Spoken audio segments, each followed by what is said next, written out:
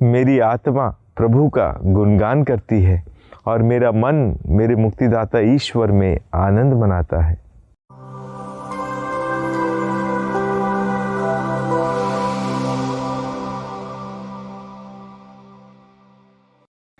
क्रिस्त में मेरे प्रिय भाइयों और बहनों, धन्यवाद के दो शब्द किसी भी व्यक्ति के जीवन में मुस्कान ला देते हैं। और ऐसा क्यों?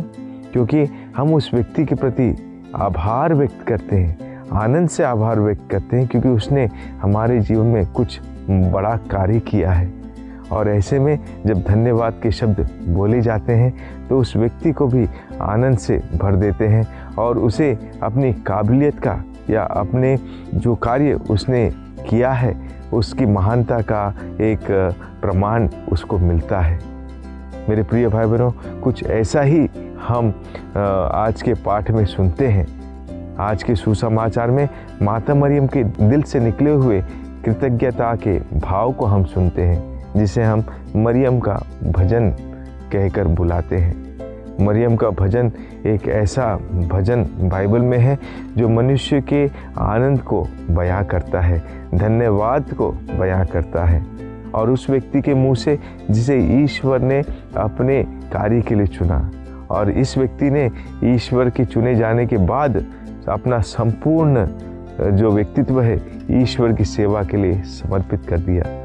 लूकस का सुसमाचार अध्याय 1 पद संख्या 38 में प्रभु का वचन कहता है कि मरियम से जब स्वर्गदूत ने कहा कि आप प्रभु की कृपा पात्री है और आप ईश्वर का पुत्र का प्रसव करेगी, माता मरियम अंत में कहती है, मैं प्रभु की दासी हूँ, आपका कथन मुझ में पूरा हो जाए।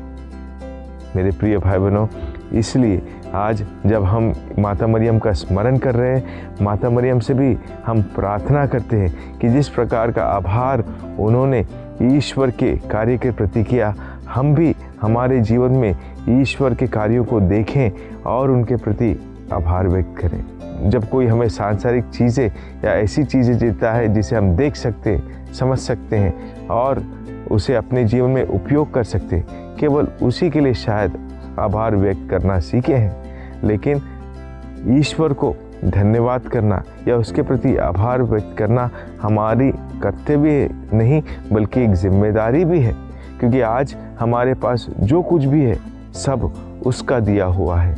हमारे चाहे नाम हो, चाहे घर हो, चाहे परिवार हो, चाहे बच्चे, कोई भी, सब कुछ आज जो हमारे पास है वो ईश्वर के द्वारा दिया हुआ वरदान है। ईश्वर हमें सांसारिक चीज़ें तो प्रदान करता है हमारे काबिलियत द्वारा, हमारे कार्यों द्वारा। जब हम काम करते हैं, सांसारिक चीज़ों को खरीदते हैं या अपनाते हैं, वो ईश्वर द्वारा दिया हुआ वरदान है। ईश्वर का जो कृपा हमारे जीवन में बनी हुई है, उसके ज़रिए हम इन चीज़ों को प्राप्त कर लेते हैं। लेकिन क्या मुड़कर हम प्रभु को धन्यवाद करते हैं? लूकस का सुसमाचार में हम 10 कोढ़ियों के बारे में पढ़ते हैं।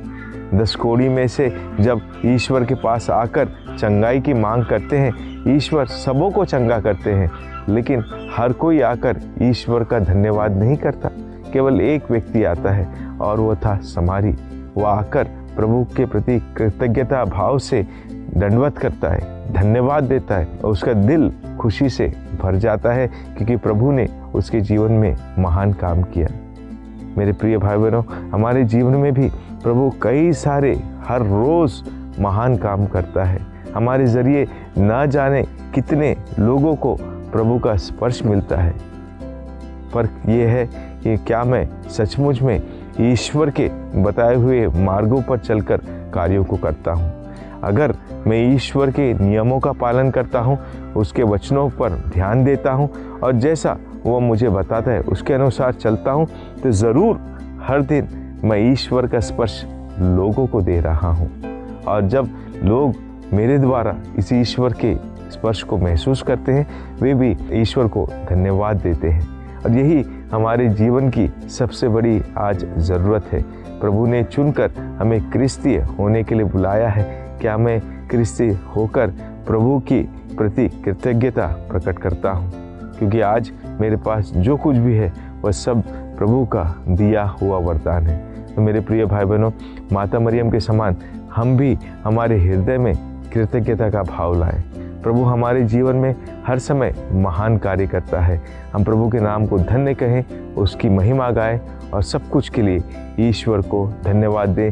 जैसा थिस्सलुनीकियों के नाम पहला पत्र अध्याय 5 पद संख्या 16 से 18 में कहते हैं, हर समय आनंदित रहो, निरंतर प्रार्थना करते रहो और सब कुछ के लिए ईश्वर को धन्यवाद दो। आमीन।